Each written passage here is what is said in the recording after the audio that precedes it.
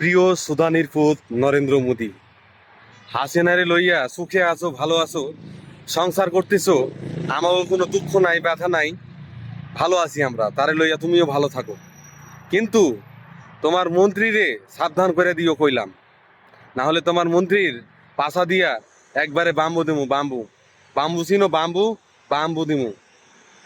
তোমার মন্ত্রী কত বড় সাহস, মাদারি গোমূত্রখোর, সে কিনা বলে বাংলাদেশের যুদ্ধ করার লাইগা তাদের দেশের সেনাবাহিনী প্রস্তুত থাকবো, আর আমরা কি বৈশা বৈশা আঙ্গুর চুষবো, হালার হালা গোমূত্রখোর।